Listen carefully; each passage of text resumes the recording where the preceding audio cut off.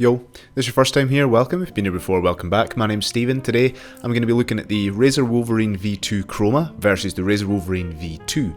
I just done a big review of the Razer Wolverine V2 Chroma, you can watch that here. And the last comparison video I did between the Ultimate and the V2 did pretty well, so I thought that I'd put this up here and just tell you whether spending that little bit of extra money is worth it if you're going to get the Chroma over the normal V2. If you're new here, don't forget to subscribe if you do enjoy my content, leave a like, leave a comment, do what you need to do, and I won't waste any more of your time. Let's get into it. So, as mentioned, I will be looking at the Razer Wolverine V2 Chroma, which is this bad boy here, and its older, less able sibling, the Razer Wolverine V2. So the Razer Wolverine V2 was supposed to be a bit of an upgrade from the Razer Wolverine Ultimate. I'm not even going to bother linking that video. If any of you have been here for a while, you'll know the issues that I had with the Razer Wolverine Ultimate and how the durability of it just fell to pieces, and everybody slated me and said that that was my fault and blah blah blah. However, I'm not even going to entertain the idea of discussing that controller anymore. If you want to buy it, go buy it, find someone else that reviews it and shills it, because that is not me. But what I'm going to do is I'm going to give each of them a point based on a few categories. We're going to go at look, the features that it has, durability, the feel of it, and the price for the features, and we'll see if we have a clear winner to say whether it is worth paying the extra. Just as a note, depending on where you look, the price history bobbles about. There tends to be roughly on average about £40 difference between these controllers, so hopefully if you've been thinking about getting one or the other, or you're just interested in this type of content, then this might help push you towards one or the other, depending on whether you think that extra 40 quid might be worth it for what you get in the controller. So talking about the look first, when I did the Ultimate comparison last time, this video makes me very happy, by the way, because these are two controllers that would have smoked the water with the Ultimate, and last time I gave the Ultimate points on look because of the RGB, but now obviously the V2 Chroma, clues in the name, you can change the RGB on the Chroma.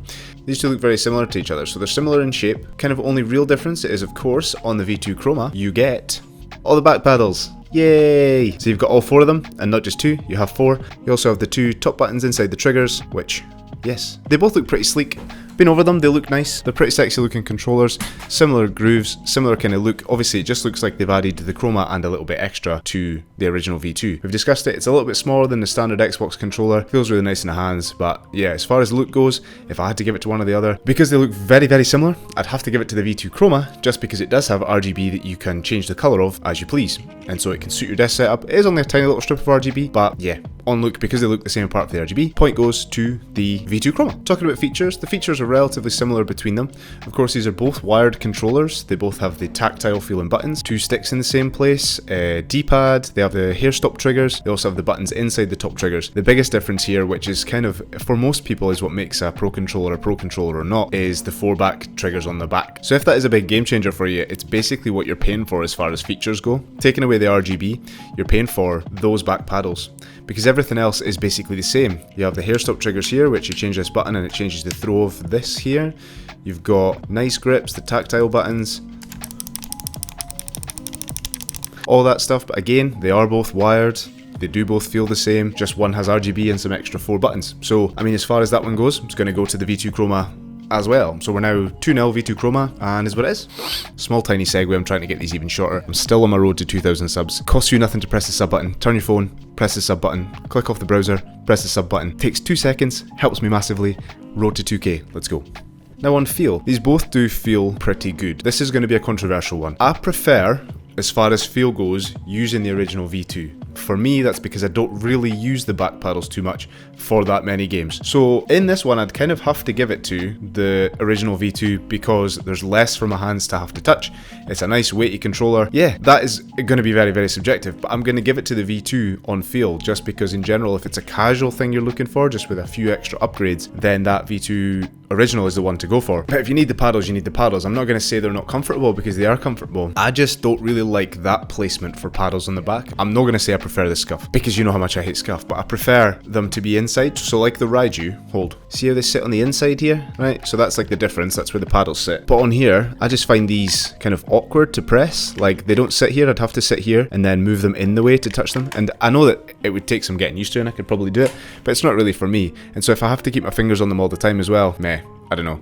So yeah, on feel, I'd probably give a point to the original V2. Now on the price for what you get, this is interesting. So I looked at the past price history for both the V2 and the V2 Chroma. For the original V2, it seems to wobble roughly around about the 70, £80 mark, depending on when you look and where you look. And then the V2 Chroma, sometimes it can be up for 150, 160, whatever. But it seems to wobble around about the 120 mark, depending on if you just wait and are a little bit patient with it. So that gives you roughly 80 to 120, so it's about 40 quid difference between them. Now for the features that you get, considering you're basically just paying for the back paddles, going on price, it's going to depend on how much you want it. I think that on price, for the features, considering you get all 4 back paddles, when we compare it to the video that just went up about the DualSense Edge, that it's only going to have 2 back paddles total and this is going to have 4. If you can get it for like 120, 130, then yeah, I think that the V2 Chroma wins it on price. But if you're paying 160 and you're no massively fussed on the back paddles, I'm going to say go for the original V2 because I've seen it as low as 60 quid, and if you can get it for a steal like that, it wins out every day of the week. Overall, for me, I'm going to say that the V2 Chroma wins this on price, considering what you're getting for the features, but that's with the prerequisite that you must get it around about the 130 mark and not 160. So yeah, if you find it for 130, you get the features, I'll give it to the V2 Chroma. So wrapping it all up, that means that V2 Chroma wins across 5 of these areas. And what I would also say to you is that if you've been thinking about getting the Wolverine Ultimate, don't. Both of these controllers would beat that 5-0 in all cases. I don't care what anyone says. The durability is enough. It fell to pieces. I was even going to keep it to like show it on videos sometimes so I could do comparisons to it, but I got so pissed off with it that I just chucked it out. It was such a mess. There's a couple of shorts and stuff on my channel that show me going into it and ruining it and stuff. But yeah, pile of shit. We've established that it might have just been the one that I had, because obviously all my other controllers have stayed perfectly fine, for all you that say that it's my fault. But all my other controllers are perfectly fine. But yeah, let me know if you are interested in buying one of these, if you have them and you have a different thought on it, if the back paddles are important to you, anything like that. Just leave a comment down below and I'll have a conversation with you. And if you do enjoy my content, don't forget to press that sub button. Still on the road to 2,000. Helps me out loads, doesn't cost you anything. And thanks very much for watching, and I'll see you in the next one.